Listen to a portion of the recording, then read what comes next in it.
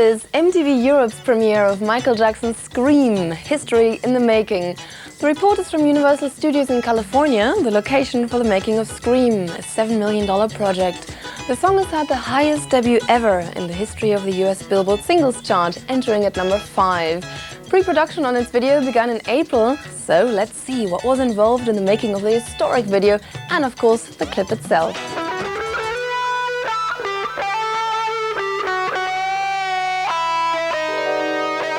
Right here on the Universal lot, Michael Jackson made the video for Scream. Hi, I'm Allison Stewart from MTV News, and we will have that video for you very shortly. Now, of course, when Michael Jackson makes a video, it is always an event. But this time, he is literally making history. Scream is a duet with his sister Janet, and it marks the first time that Michael's ever recorded with his superstar Sibling. And of course, Janet's going to be in the video as well. And see that soundstage behind me? It is one of 5 housing 10 sets used in this $7 million project.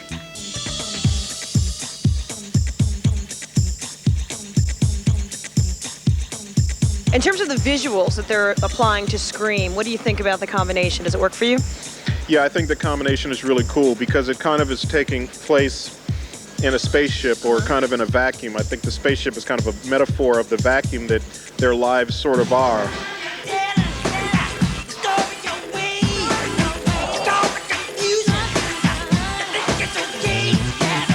Sometimes they're looked upon as not human. Of course, they are human, but maybe that's kind of a surrealistic way to say that, you know, here we are out in space and we're connecting with each other as brother and sister.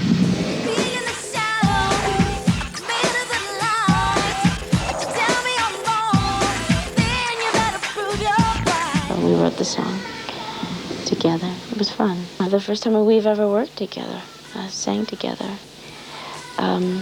Aside from PYT, but that's just a little background thing he asked me to do, so I said yes and did it. That was years ago.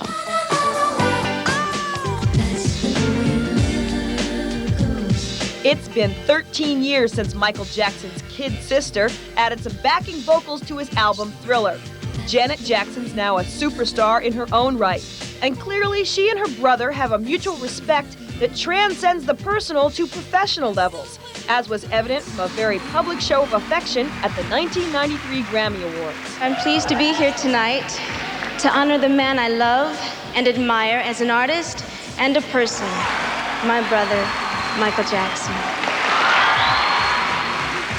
I just wanted to tell you how proud I am of you and how much you've inspired me and how proud I am to be your sister and how much I love you. I do.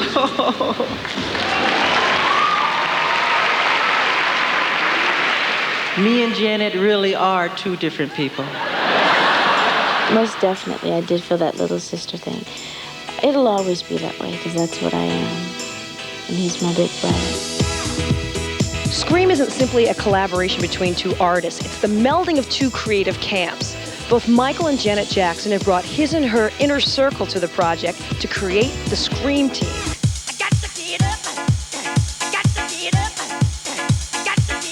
You are instrumental in Janet's success as an artist. Did she bring you aboard this project, say, hey, Jimmy, come work with me and my brother? Yes, she did. She, tied us up and beat us over our head and said, you will do this duet. You will do this duet. Michael and Janet Jackson are both well known for their innovative dance steps. But Janet now lends a certain street credibility to Michael's pedestal popularity. To communicate the combination of these 2 styles, 4 choreographers were employed for the staging of Scream. You hear co-directing and co-producing, but you don't hear of co-choreographers very often. Yeah, but I mean, when you get Michael Jackson and Janet Jackson, you got to have, the best of both worlds. So it wouldn't be fair to exclude one entity because, we've both had significant roles in, the visual appeal.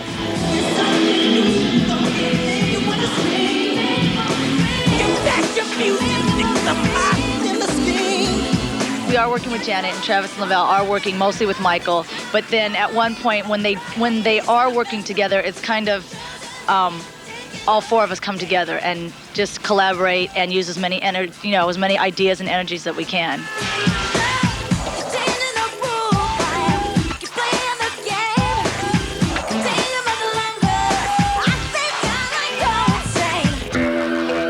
There are differences, you know, movement-wise. I know Janet, she thrashes. I mean, that girl will, you know, she'll go for it, you know. And Michael will do the same thing, but it's just where his presence is just so much different than hers, you know. She's a hard hitter. Michael goes between, you know, soft, supple movement to crash and burn. While Michael's look hasn't changed dramatically for the video, Janet's adopted quite a different video persona. She's been looking very sort of soft and golden and very sexy and everything. And he wanted something that looked very raw. And as we started talking about it and started talking about the futuristic sort of aspect of it, the idea of her looking sort of like Edward Scissorhands meets, you know, futuristic sort of Japanese superhero.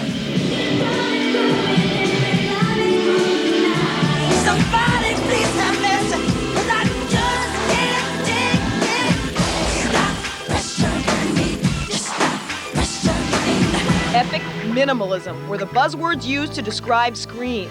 To turn the futuristic fantasy into a reality, Jackson turned to the video director of the moment, Mark Romanek. He's the eye behind breakthrough clips for Madonna, 9 Inch Nails, Lenny Kravitz, En Vogue, and R.E.M. Mark has got a great track record, and he's very creative, very innovative.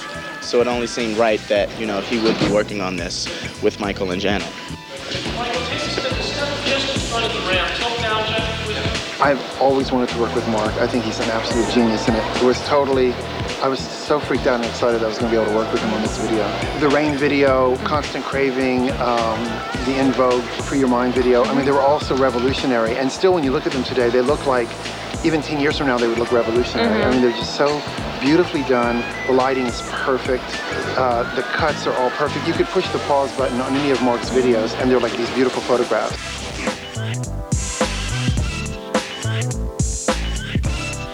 This is the Zen Garden set, one of the many you will see in the video Scream, the first release from Michael Jackson's album History, Past, Present, and Future, Book 1. We'll get into the making of that album next, and of course show you Scream in its entirety when we return.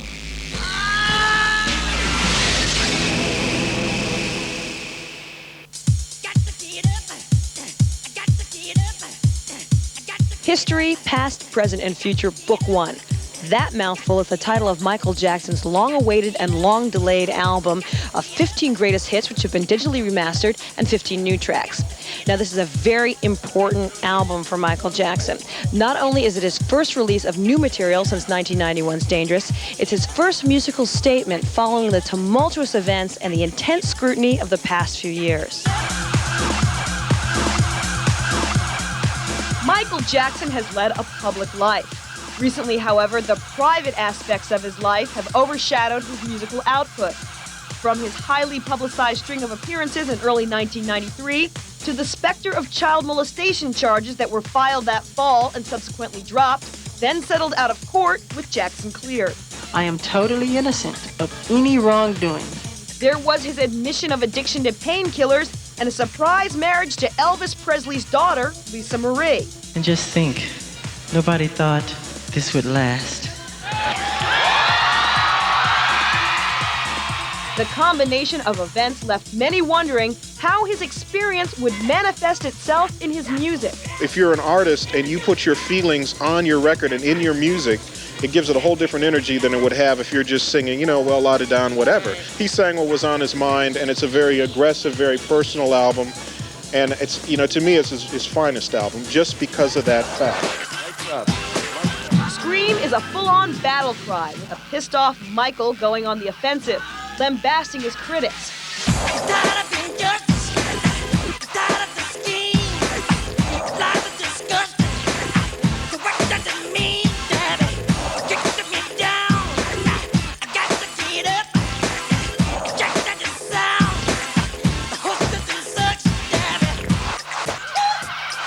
They wanted the song to be very aggressive. It was interesting. Somebody asked me, you know, what's the song like? And I said, well, it ain't a ballad.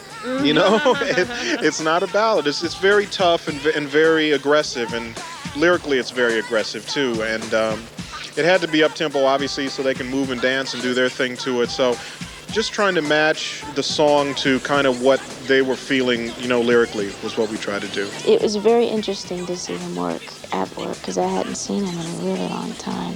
think the last time I saw him at work was the Thriller album. Really. Just being there in the studio with him and just watching, observing. So it was fun. It was a lot of fun. We had a great time. We reminisced and laughed a lot and just had a really good time. Janet also is showing a lot of support for her brother, you know, because this is a big album for him. It's coming back after a long period of time, a lot of turmoil in his life. And it's an important album for him, and I think that's the other thing, too, is that she's just happy to be there and support him.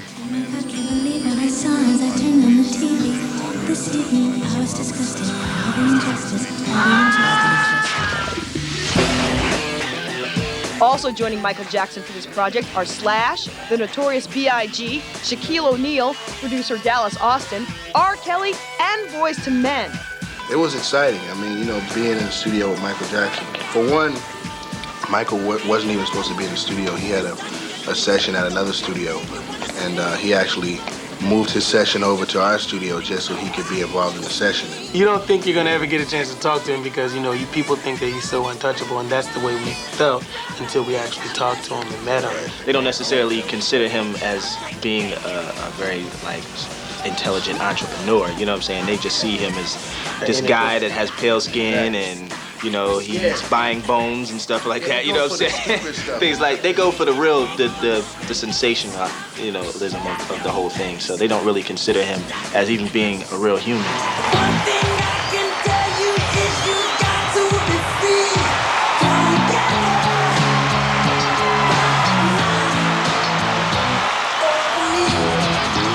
The new album contains 14 new tracks along with a cover of the Beatles' Come Together, originally recorded for the Moonwalker film. Not to be overlooked is the inclusion of 15 of Michael Jackson's greatest hits, digitally remastered.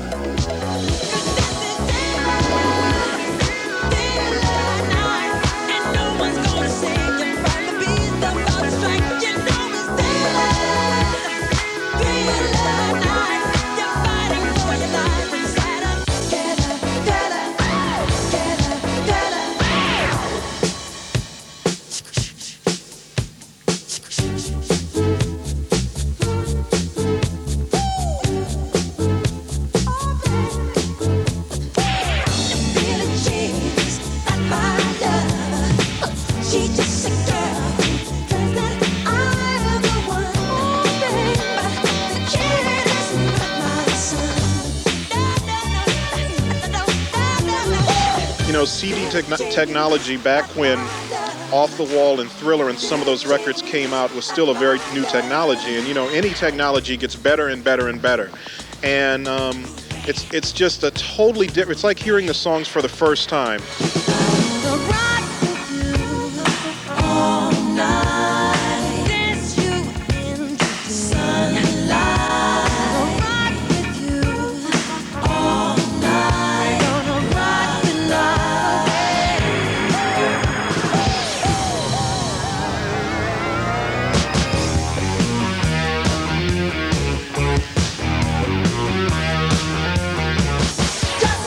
You actually hear things in the song that you've never heard before. They were always there, but because the technology was new, people didn't know how to actually put it on CD and do it the right way. So it's a pretty amazing process. The 2-CD set includes a 52-page booklet complete with sketches, photos of Michael and friends, testimonials from those friends, and a listing of Jackson's various achievements.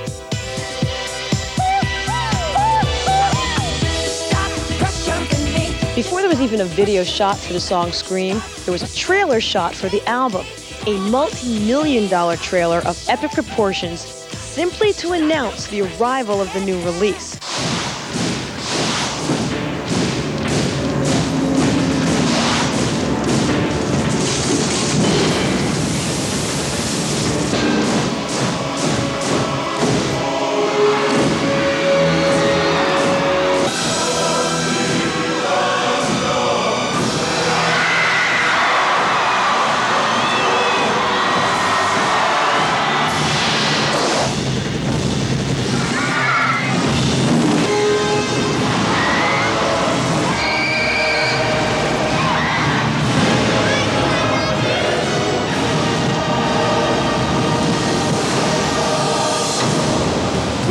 Budapest, Hungary. We had thousands of soldiers from different regions in the world, and we staged and choreographed along with Michael.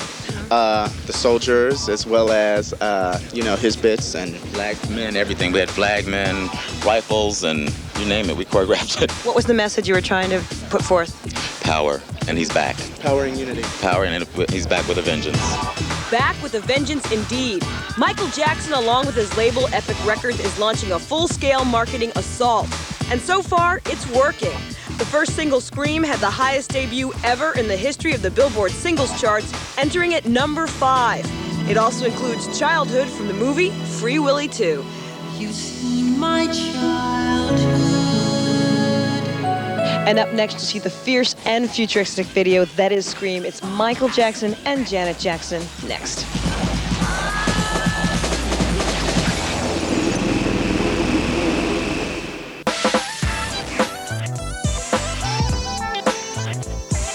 We're here on the Universal lot inside one of the many sets from Michael Jackson's video Scream. Pre-production of the video began in mid-April, and by mid-May, they'd accomplished at least 9 days, nights, late nights, and sometimes early mornings of shooting. The end result is a space-age fantasy featuring Michael Jackson and his sister Janet Jackson. This is Scream.